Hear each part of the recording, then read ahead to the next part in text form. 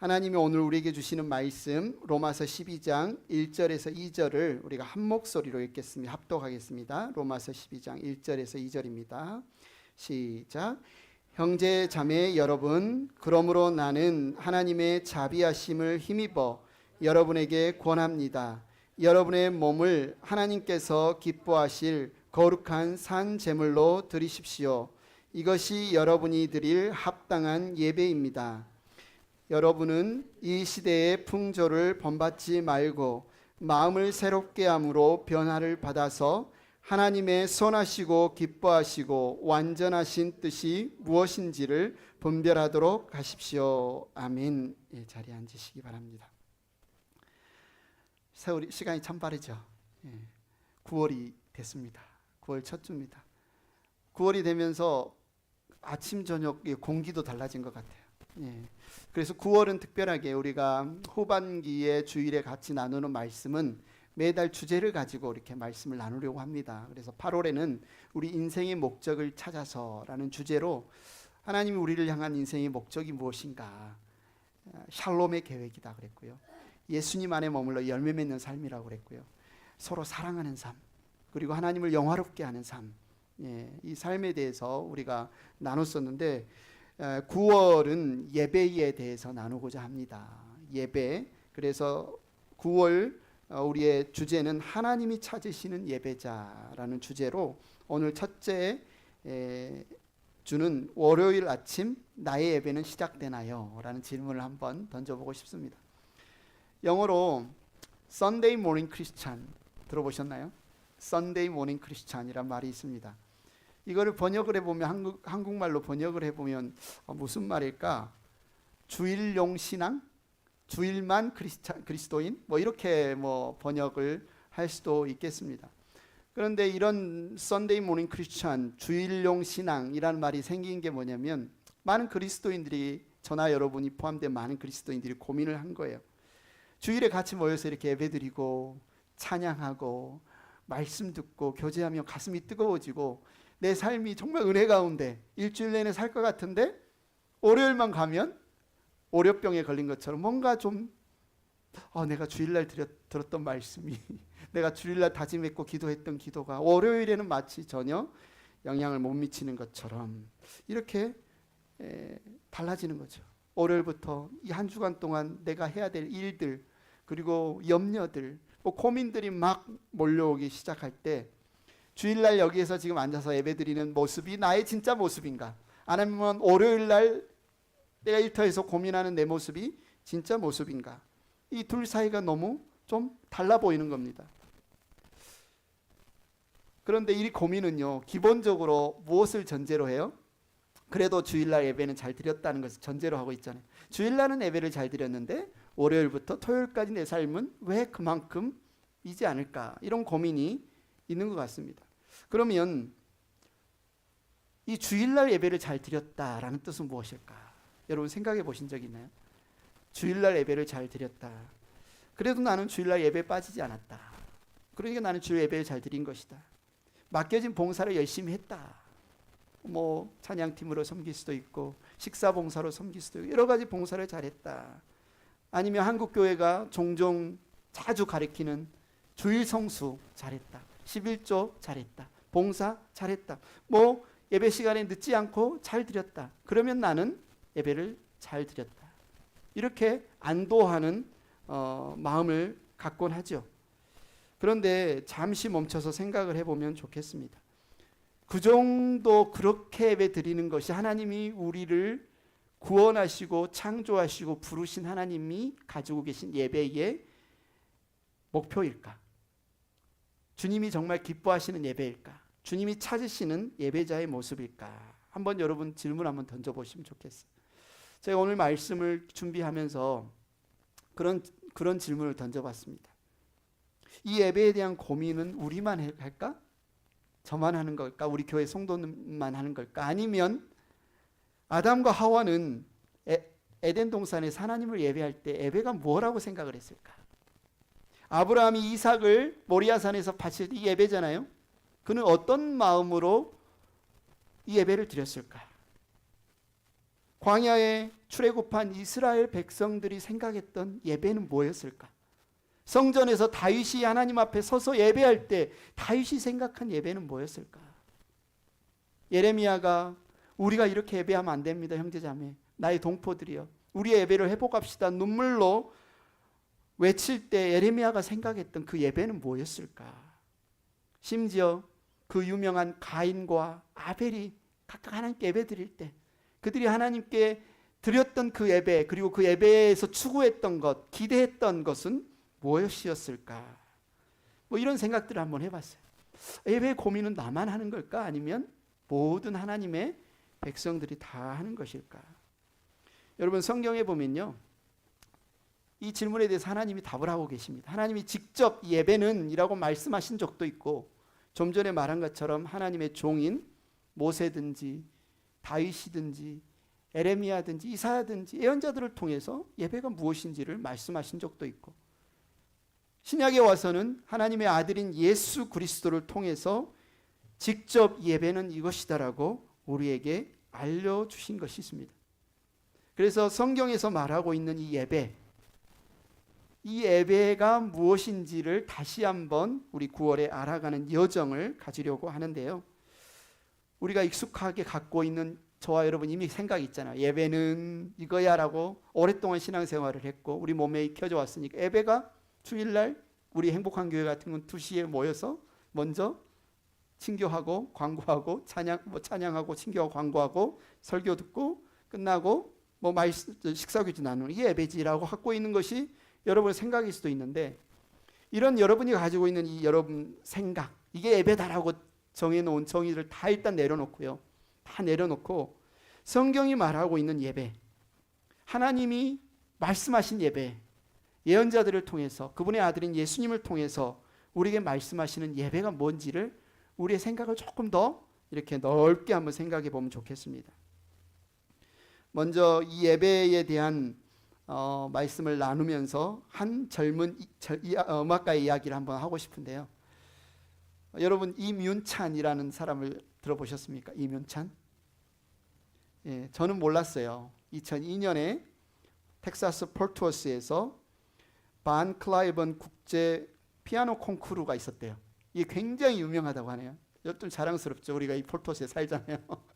그러니까 이곳에 국제적인 피아노 콩쿠르가 있는데, 이곳에 한국 18살 한국 출신인 임윤찬 군이 이 대회 최연소 18살짜리가 우승한 적이 없는데 이 콩쿠르 대회에 우승했다고 합니다.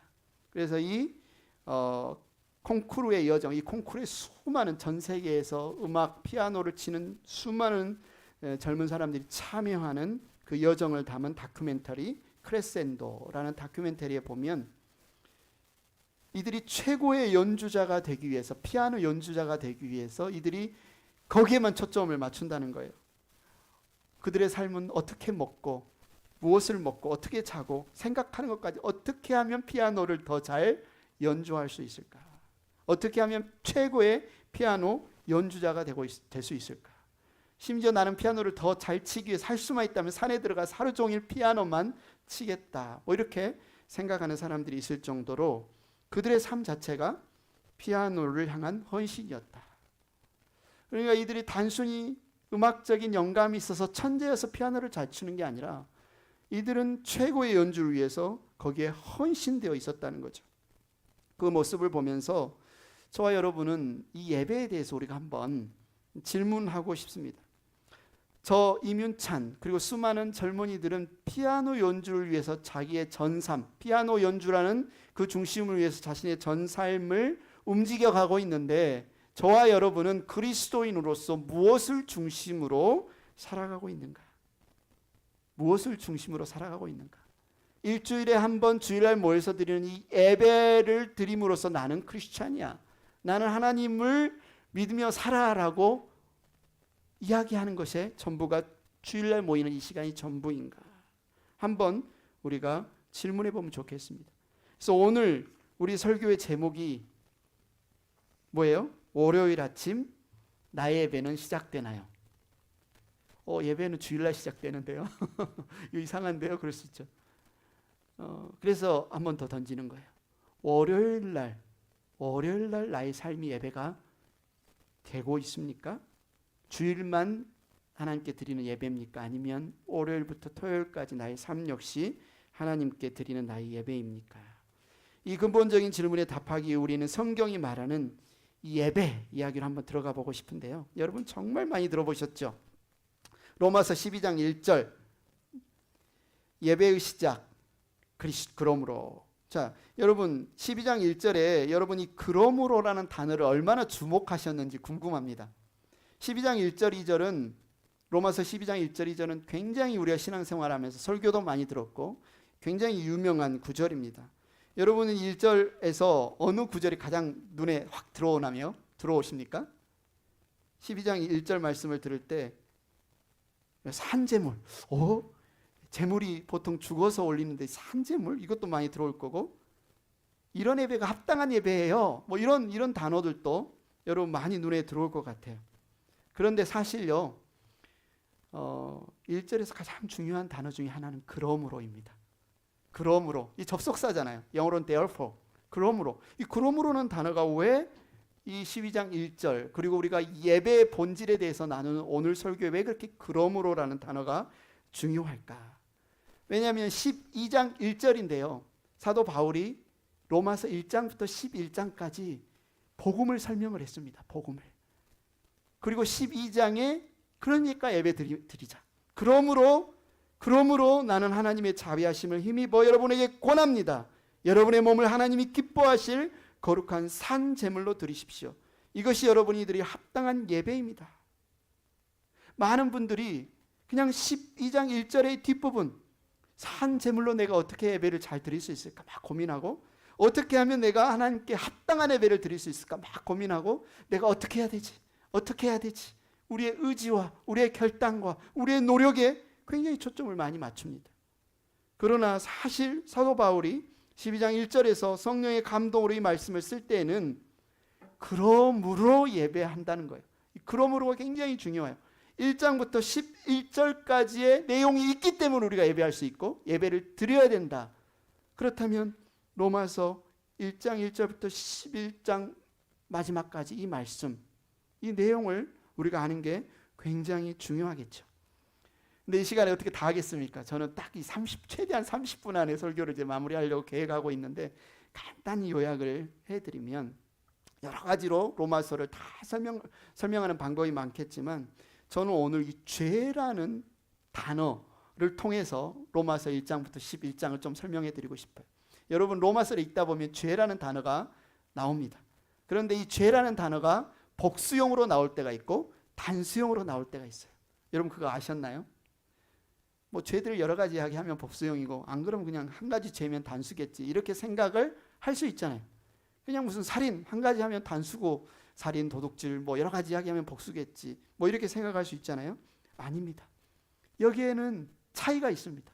차이가 있어요. 첫 번째 로마서 1장부터 3장 20절까지 다루는 이 죄의 이야기를 할 때는 복수형 신이라는 단어가 sin's 복수형으로 쓰입니다. 여기서 나오는 복수형 죄들은 우리가 지은 죄 있잖아요. 우리가 살면서 한 나쁜 행동들 실제 저와 여러분이 저질렀던 행동들 그래서 이 땅에 우리가 태어나면서 우리가 행했던 그 악한 행위들 이게 바로 sin's 죄입니다.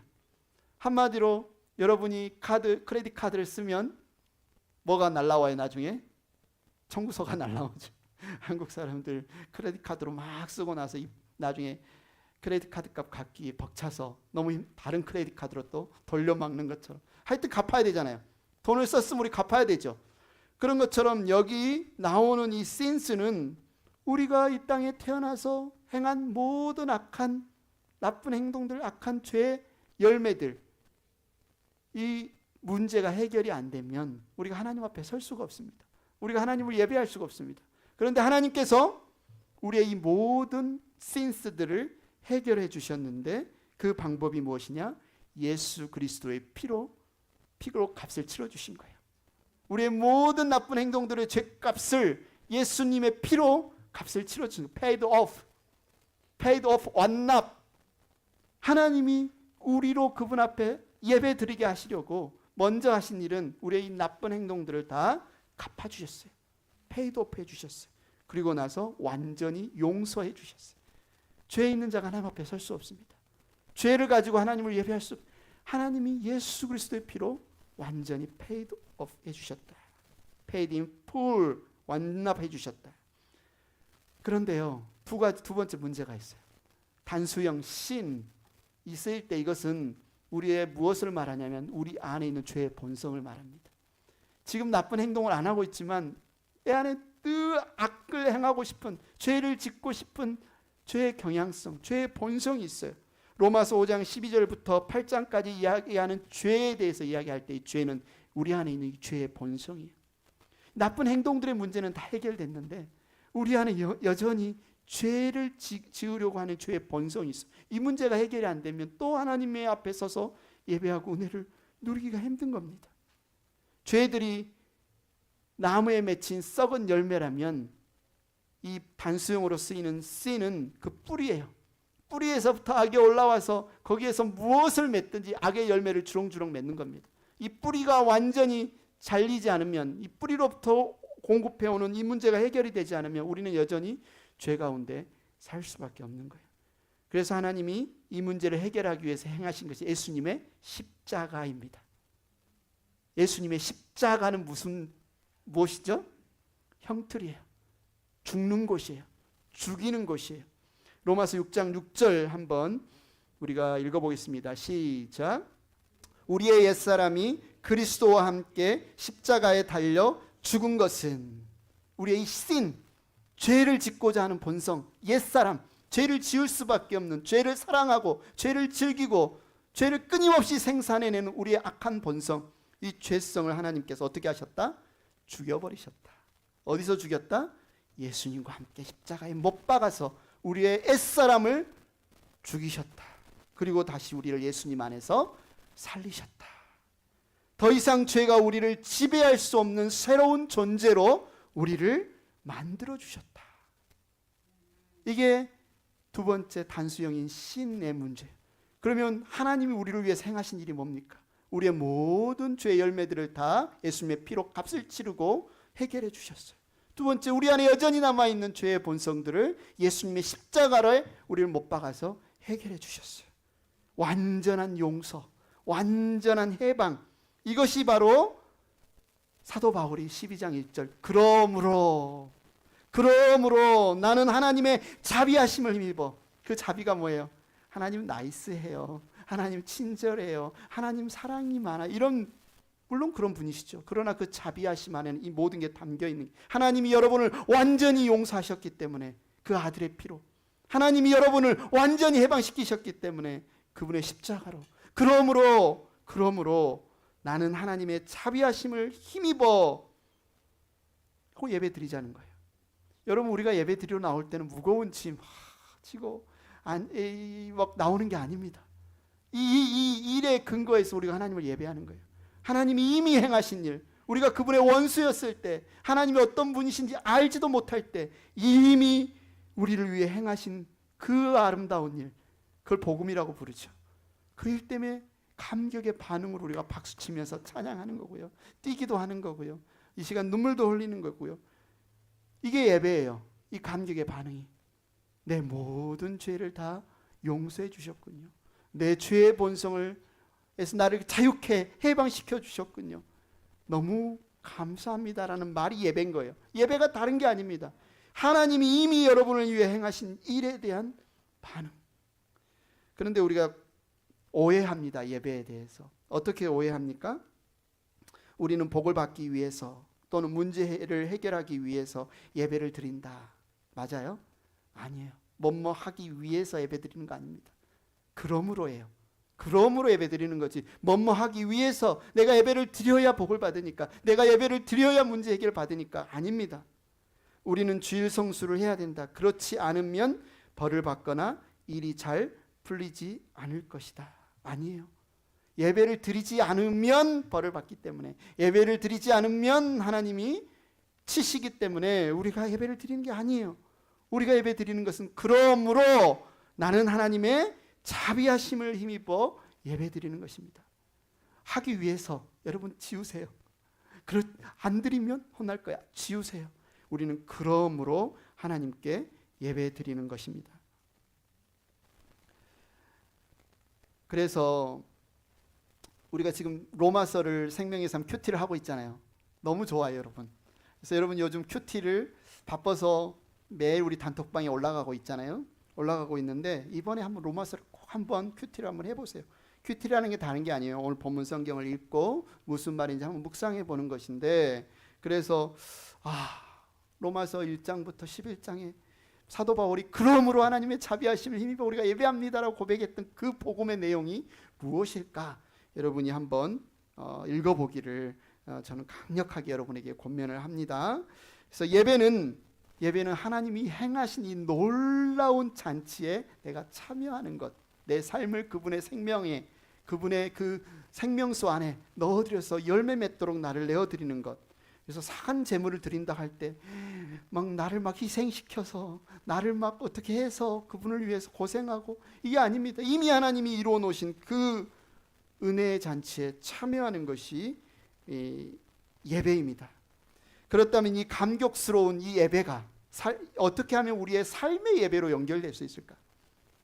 어떻게 하면 이 주일날 이 한 시간에 드리는 예배가 아니라 우리의 가게에서, 우리의 가정에서, 우리의 밥상머리 앞에서 드리는 예배로 구체적으로 드려질 수 있을까에 대해서도 오늘 본문에서 이야기를 합니다. 삶의 예배 실천법, 첫 번째, 세상의 틀에 맞서야 됩니다. 세상의 틀, 다른 말로는 세상의 패턴, 세상의 삶의 방식, 이 세상이 우리에게 이렇게 살아야 돼 라고 말하는 삶의 방식에 맞서야 돼요. 그 말을 로마서 12장 2절에 이렇게 이야기합니다. 여러분은 이 시대의 풍조를 본받지 말고 Do not be conformed. Do not be conformed. 이게 무슨 말이에요? 세상의 틀에 맞춰서 딱 지켜 나오지 마십시오. 인생은 이렇게 살아야 돼. 그래야 성공해. 삶은 이렇게 살아야 돼. 그래야 잘 살아. 이 세상이 어떤 틀을 만들어 놨어요. 사람들이 그 틀에 맞추면 그래, 내가 성공하는 거야. 내가 잘 사는 거야. 그 삶의 방식을 살아가려고 애를 씁니다. 그러나 성경은 말합니다. 그렇게 사는 것은 삶의 예배가 아니야. 그렇게 사는 것은 하나님께서 우리를 창조하신 목적이 아니야. 우리에게 복 베푸시는 목적이 아니야. 세상은 끊임없이 저와 여러분에게 말하죠. 더 많이 가져야 행복해. 성공하려면 때때로 나의 경쟁자를 짓밟고 일어설 때도 있어야 돼. 일단 너 자신부터 챙겨. 얼마나 많은 세상의 사고방식이 저와 여러분에게 아침부터 저녁까지 끊임없이 이야기를 하는지 모릅니다. 그런데 성경은 이야기합니다. Do not be conformed. 그 틀에 여러분을 맞춰서 찍혀 나오서는 우리의 삶의 예배가 드려질 수 없습니다. 먼저 할 일은 뭐예요? 그 폼이 아니라 이 폼에 맞추는 거예요. 그 폼이 아니라, 그 방식이 아니라 이 방식에 맞추는 것. 여기에서 우리의 삶의 예배가 시작합니다. 성경 속에 이 이미지를 아주 극명하게 드러낸 하나의 사건이 있죠. 이스라엘 백성이 포로로 끌려갔습니다. 젊은 나이에 포로로 끌려갔는데 다니엘과 세 친구가 다니엘서에 나옵니다. 특히 다니엘의 세 친구 사드락, 메삭, 아벳느고가 바벨론의 포로로 끌려갔는데, 느부갓네살 왕이 그 어떤 사람도 다른 신에게 절을 하지 말고 다른 신을 예배하지 말고 오직 나를 예배해라고 큰 신상을 만들어 놓고 이 신상에 절을 하는 사람이 잘 사는 거야. 우리 바벨론 제국에서 성공하는 것이야. 잘 먹고 사는 거야. 생명을 유지하는 거야 라고 법을 내렸습니다. 그랬는데 사드락, 메삭, 아벳느고가 어떻게 했죠? 그 폼에 자신을 맞추지 않았어요. 안 맞추면 어떻게 되는데? 용광로에 던져져서 불태워 죽임을 당하는데, 그런데도 사드락, 메삭, 아벳느고는 이 신상 앞에 절하는 게 예배가 아닙니다. 나의 창조주, 나의 구원주께 절하는 게 예배입니다. 절하지 않은 이 사건이 있죠. 이게 삶의 예배예요. 우리 앞에도 금신상이 있지 않습니까? 저와 여러분이 살아가는 이 세상에도 금신상이 있죠. 무슨 금신상들이 있을까요? 좀 전에 말했던 것처럼 이렇게 살아야 성공해, 이렇게 살아야 안전해, 이렇게 살아야 실패하지 않아, 이렇게 살아야 다른 사람들이 인정해줘, 라고 말하는 수많은 금신상들, 많은 사람들이 그 패턴, 그 방식대로 머리를 조아리고 내 길을 따라 걷습니다. 그러나 하나님은 do not be conformed. 그 길이 아니다. 그 길이 아니다. 거기에 절하지 마라. 하나님의 방식을 따르는 것이, 따라 사는 것이 하나님이 받으시는 삶의 예배다. 그런데 어렵잖아요. 이게 말은 쉬운데 실제 내가 안 그러려고 그랬거든요. 실제 나 진짜 주일날 예배 잘 드리고 은혜 받아서 진짜 내 일주일 동안 그렇게 안 살려고 그랬거든요. 근데 내 의지가 또 꺾여요. 또 무너져요. 또 내가 두려워서, 또 내가 욕심이 과해서. 그래서 사도 바울은 우리의 의지만으로 그게 되는 게 아닙니다. 우리의 삶의 예배, 이 세상의 틀에 NO라고 말하고 이게 살아가는 삶의 예배가 우리의 의지, 우리의 결단만으로 되는 게 아닙니다. 그래서 두 번째 예배 실천법은 변화를 받아야 됩니다. 변화를 받아야 됩니다. 12장 2절 후반절 같이 한번 읽어보겠습니다. 시작. 마음을 새롭게 함으로 변화를 받아서 하나님의 선하시고 기뻐하시고 완전하신 뜻이 무엇인지를 분별하도록 하십시오. 바울이 말하는 이 마음의 새로워짐, 변화, 마음의 새롭게 함으로 변화를 받아야 이 일이 가능하대요. 우리가 그렇게 하고 싶다고, 하겠다고 결정하고 힘을 다한다고 해서 되는 일이 아니라 우리의 마음이 새롭게 함으로 변화를 받아야 우리의 삶의 예배, 하나님 나라의 방식을 따라 살아가는 예배가 되어지는데, 그럼 우리 마음의 변화를 어떻게 받습니까? 어떻게 받습니까? 내가 노력해서 받습니까? 좋은 맘 먹어야지, 착한 맘 먹어야지. 이것도 아니에요. 유명한 말씀이 에베소서 4장 21절부터 4절인데 우리 한번 같이 한 목소리로 한번 읽어보겠습니다. 시작.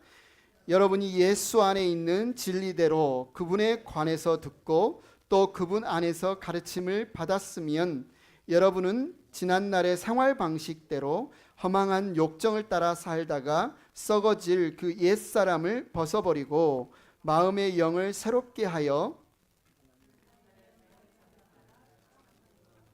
참 거룩함으로 지으심을 받은 새 사람을 입으십시오.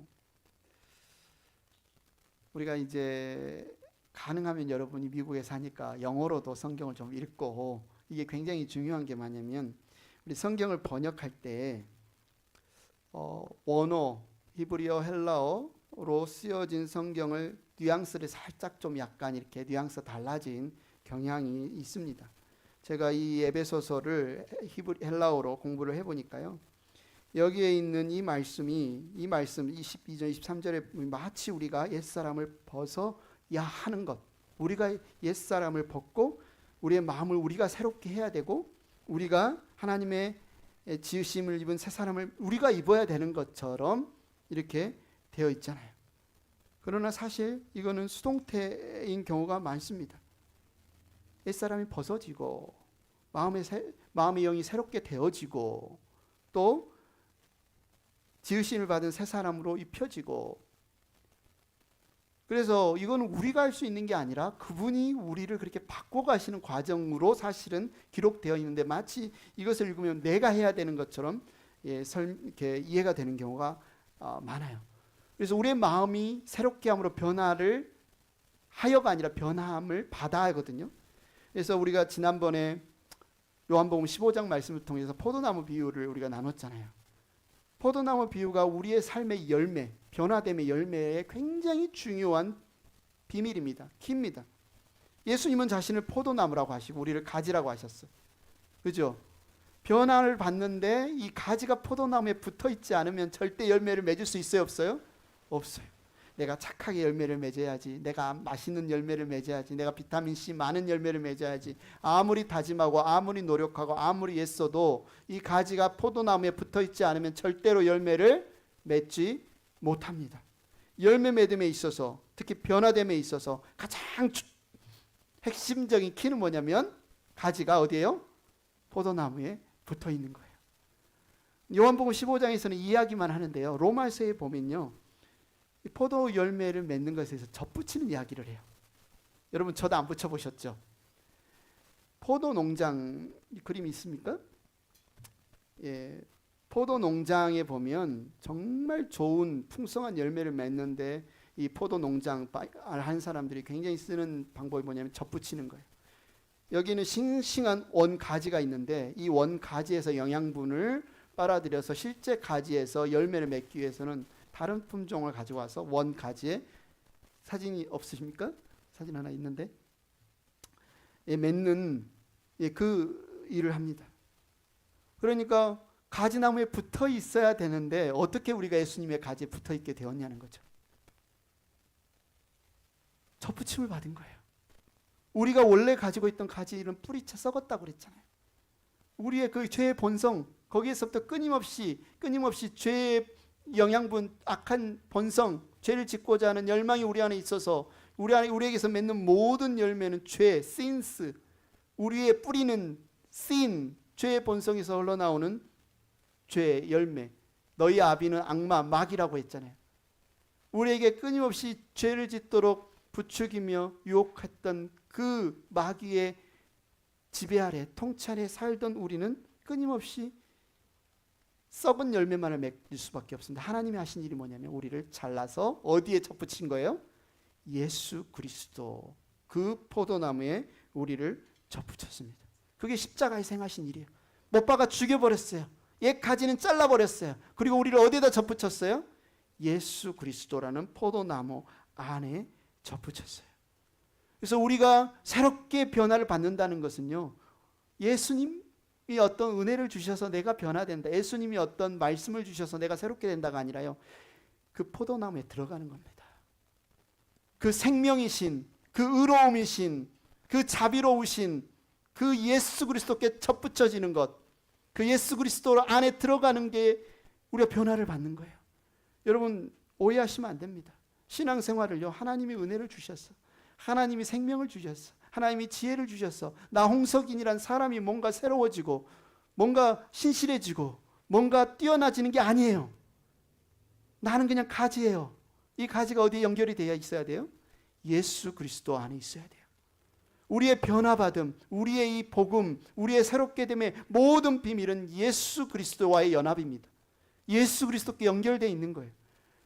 여러분이 이 주일에 이 말씀을 듣고 찬양하고 은혜를 받고 한 주간 내 삶이 왜 무기력하고 생동감이 없고 왜 월요병에 걸리고, 그 모든 진단할 때 내가 지금 그리스도 안에 머물러 있는가, 그리스도로부터 흘러나오는 이 영양분 수액을 공급받고 있는가, 여러분 한번 고민을 해보아야 됩니다. 어쩌면 이 세상은 여러분 열심히 노력하십시오. 젊었을 때 더 수고하십시오. 여러분이 한숨이라도 덜 자고 더 해야 나중에 노년에 편합니다. 여러분이 더 말 조심하고요, 더 책을 많이 읽고요, 더 수련하면 여러분의 인생에 좋은 열매가 맺힐 겁니다라고 이야기할 수도 있어요. 그러나 성경은 전혀 다르게 이야기합니다. 여러분 썩은 뿔에서 잘려 나와서 살아있는 생명의 나무에 접붙임을 받아야 여러분이 열매를 맺습니다. 그래야 여러분이 생명의 열매를 맺습니다. 그러면 우리가 내 인생, 우리의 인생을 볼 때 우리의 예배가 잘 드려지는 예배인가, 우리의 예배가 풍성한 예배인가, 예배의 본질의 문제를 점검해 볼 때 우리가 던져야 될 질문은 뭐예요? 내가 복음을 얼마나 잘 알고 있는가, 내가 이 복음을 얼마나 잘 믿고 있는가, 내가 이 복음을 얼마나 잘 깨달아지고 있는가를 돌아봐야 되는 거예요. 예배를 잘 드리기 위해서 내가 다른 것 질문 던지는 게 아니라 하나님이 나를 위해 행하신 예수 그리스도 안에서 행하신 이 복음의 진리가 내 안에서 얼마나 풍성하게 믿어지고 있는가를 알아야 우리 예배가 풍성해지는 겁니다. 여러분 로마서 1장 15절 한번 읽어보겠습니다. 시작. 그러므로 나의 간절한 소원은 로마에 있는 여러분에게도 복음을 전하는 일입니다. 여러분이 이 1장 15절을 읽으면서 안 이상했는지 모르겠지만 저는 예전에 진짜 이상했어요. 왜 이상했냐면 로마에 있는 여러분은 로마 교회 신자들이거든요. 로마 교회 그리스도인들인데 바울이 로마 교회 그리스도인들에게 복음을 전한대요. 도대체 이 뜻이 무엇일까요? 로마 교회 그리스도인들은 사실은 교회는 나오지만 예수님을 전혀 안 믿기 때문에 내가 전도해야 되겠다, 이런 생각으로 바울이 지금 이 말을 쓰는 걸까요? 아닙니다. 1장 1절부터 보면 이들이 이미 예수님을 믿고 구원받은 그리스도인인 것을 바울은 염두에 두고 이 편지를 쓰고 있어요. 그럼에도 불구하고 바울의 열망은, 나의 소원은 여러분에게 복음을 전하는 일입니다라고 말을 해요. 이 말이 도대체 무슨 뜻일까? 우리가 복음을 알고 믿지만 이 복음을 더 온전하게 알아감으로써 우리의 예배가 풍성해지고 우리의 삶이 온전해진다는 뜻 아닙니까? 그래서 우리가 지금 성경 공부를 주제로 후반기에 하나님 나라의 온전한 복음이라는 주제로 한번 이 문제를 한번 다뤄보고자 합니다. 이 책에서 여러분이 이미 이제 읽기 시작하신 분이 있는지 모르겠지만 앞에 이렇게 말합니다. 많은 사람들이 거듭나지 못한 가운데 있습니다. 그리고 성경적인 가치 기준을 따라 사는 것이 아니라 여전히 세상의 가치를 따라 살고 있습니다. 누구예요? 이 교회 안에 나오는 사람들, 나는 크리스찬이야 라고 말하는 이 사람들 중에 어떤 사람들이 있냐면 아직 거듭나지 못한 사람이 있습니다. 그리고 나는 크리스찬이야 라고 교회에 나오는데 여전히 하나님의 말씀인 성경의 가치 기준이 아니라 컨폼드, 이 세상의 틀에 찍혀서 나온 삶을 살아가는 사람이 있습니다. 왜 그럴까요? 바로 온전한 복음을 깨닫는 경험이 부족하기 때문에 그렇습니다. 그래서 이 성경 공부는요, 우리가 알고 있던 이 진리의 퍼즐들을 조금 더 연결해서 맞추는 시간을 가지려고 합니다. 그래서 창세기부터 계획하신 하나님의 거대한 구원 계획이 요한계시록까지 어떻게 완성이 돼가는지, 여러분이 이번에 좀 책을, 짧아요. 한 챕터, 총 13챕터인데 한 챕터 그렇게 길지 않습니다. 여러분 마음만 먹으면 뭐 1시간도 안 걸릴 거예요. 그래서 여러분이 꼭 책을 한번 꼼꼼하게 읽으시고, 이미 나는 예수님을 믿고 복음을 알고 있다라고 생각하시는 분들은 여러분이 믿고 있는 복음의 그 깊이와 너비와 이 은혜가 얼마나 큰지를 정말 경험하는 시간이 되었으면 좋겠고, 내가 교회는 나오지만 아직 복음을 좀 희미하게 알고 있다, 좀 잘 모르겠다라고 하신 분들은 그 복음의 강력한 능력이 실제로 여러분의 삶에 역사하는 시간이 되시기를 원합니다. 그래서 초신자든지 새신자든지 귀신자든지 오래 신앙생활했든지 모든 분들에게 꼭 필요한 말씀이라고 생각합니다. 오늘 말씀을 마무리하겠습니다. 오늘 예배가 우리 예배가 전부가 아니다. 여러분 아셨죠? 예. 오늘 예배와 월요일의 예배와 화요일의 예배와 수요일의 예배가 다 연결되어진다는 것입니다.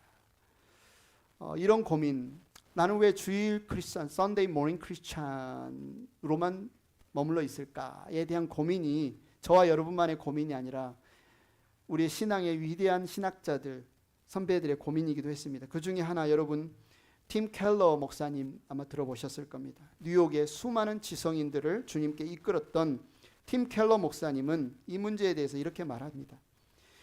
주일 예배는 월요일 아침에 일을 위한 것입니다. 예배는 우리의 마음을 재조정하여 우리의 일이 단지 돈을 버는 수단이 아니라 하나님 나라를 확장하고 이웃을 섬기는 예배 행위가 되도록 만듭니다. 그러니까 주일 예배가 다가 아니라 주일 예배는 월요일 예배부터 토요일 예배를 예배되게 하도록 돕는 예배가 주일 예배다. 그래서 다시 말해 주일 예배가 신앙의 결승점이 아니라 우리의 삶의 신앙의 출발점이다. 오늘 우리 예배는 뭐라고요? 일주일간의 삶의 출발점이다. 예배의 출발점이다. 오늘부터 이제 우리가 예배를 계속 드리는 겁니다. 내일도 모레도. 여러분 메시지 성경 아시죠? 메시지 성경으로 유명한 유진 피터스 목사님도 이런 말을 했습니다. 주일 예배는 일주일 내내 이어지는 기도의 아멘이며, 우리가 지난 일주일 동안 살았던 그리고 기도했던 그 기도가 아멘으로 이 시간 드려지는 게 주일 예배고, 다시 시작될 한 주를 향한 할렐루야입니다. 이렇게 이야기를 했어요. 유진 피터스 목사님. 지난 6일간 치열하게 살아온 우리 삶의 예배를 하나님께 올려드리는 시간이 이 주일 예배이고, 앞으로 살아갈 6일 주님이 또 승리하실 것을 믿습니다. 찬양합니다. 할렐루야를 올려드리는 시간이 주일 예배다. 이렇게 이야기를 했어요. 여러분 오카는 목사님 아시죠? 한국교회 제자훈련을 일으킨 오카는 목사님, 이 문제를 더 강력하고 날카롭게 지적을 하셨는데요. 주일 강단에서 선포된 말씀이 월요일의 삶 속에서 살아내지지 않는다면 그것은 참된 신앙이 아니다. 참된 신앙이 아니다. 그러니까 주일날 우리가 예배 잘 드렸다가 전부가 절대로 아니라는 겁니다. 우리의 고민, 주일에 나와 월요일에 내가 너무 달라서 힘들었던 이 문제는 예배가 주일만 드리는 게 아니라 주일날 시작해서 월요일, 화요일, 수요일 일주일 내내 진행되는 게 우리의 삶의 예배다라는 사실을 우리가 기억하는 데서부터 예배 본질이 회복됩니다. 여러분이 땀 흘려 일하는 빵을 미는 그 가게가 그 예배이고요. 여러분이 된장국을 끓이고 김치찌개를 끓여서 가족과 함께 식탁을 나누는 그 밥상이 예배드리는 예배상이고요. 여러분이 공부하고 운전하는 그 모든 삶의 자리가 하나님께 드리는 예배의 자리다. 그 시간에 나는 세상의 패턴, 틀에 따라 살 것인가, 하나님의 패턴, 하나님의 방식에 따라 살 것인가를 결정함으로써 나는 예배를 드릴 것인가 아니면 등을 돌릴 것인가를 결정하는 거죠. 여러분, 예수 그리스도께서 이미 저와 여러분을 위해서 모든 것을 하셨습니다. 신스의 문제, 완전한 그분의 보혈로 우리의 죄를 값을 치르셔서 완전한 용서를 하셨고요. 우리의 죄의 본성, 신의 문제, 그분의 십자가에 못 박혀 죽이심으로써 우리를 자유케 해주셨습니다. 그러므로 저와 여러분이 예배를 드리는 겁니다. 그러므로 이 예배는 조건이 아니에요. 예배를 드려야 복받는다, 예배를 드려야 응답받는다가 아닙니다. 이미 하나님이 행하신 놀라운 일, 그러므로 하나님의 자비하심으로 우리가 예배를 드리는 겁니다. 자, 한 가지만 여러분 결심을 한번 해보십시오. 어떻게 우리가 일주일간 이제 오늘부터 예배가 시작되었는데 삶의 예배를 우리가 잘 드릴 수 있을까? 제가 하나의 서제스션 제안을 드리면요, 여러분이 무엇을 하든지 이 예배를 끝나고 돌아가는 운전대부터 눈을 안 감으셔도 돼요. 이렇게 하세요. 하나님, 이 운전이 예배가 되기를 원합니다. 월요일날 여러분이 빵을 밀고, 월요일날 여러분이 공부를 하고, 월요일날 여러분이 무엇을 하든지 간에 하나님, 제가 하는 이 일이, 이 시간이 주님께 드리는 예배가 되기를 원합니다. 눈을 뜨고 하든 눈을 감고 하든 여러분이 한번 기도해 보시기 바랍니다. 해야 된다는 부담감이 아니라 그러므로 하나님이 내게 행하신 그 놀라운 자비하심에 힘입어서 나의 오늘의 삶이, 나의 오늘의 이 행위가 주님 앞에 예배가 되기를 원합니다. 기억하시면 좋겠는데 기억이 날까요? 예, 오늘부터 내일까지 한번 몇 번이나 하든 뭐 수요일까지 하다 잊어먹더라도 한번 시도해 보시면 좋겠어요. 그래서 맞다, 그러므로 나는 오늘 내 삶을 예배로 드리기를 원한다. 우리 찬양팀 앞으로 나오시고요. 그래서 여러분의 삶이 정말 그러므로 하나님의 자비하심으로 드리는 예배 잔치를 누리는 여러분의 삶이 되기를 축원합니다. 이 시간 다 같이 자리에서 한번 일어나셔서 예배합니다. I will worship you. 내가 주님을 예배합니다.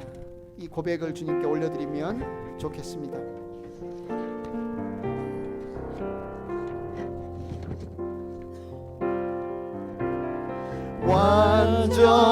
완전하신 나의 주, 의의 길로 날 인도하소서. 행하신 모든 일 주님의 영광 다 경배합니다.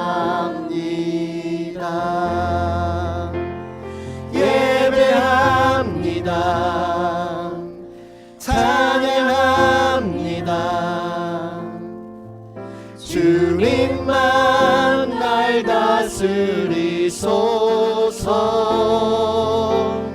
예배합니다.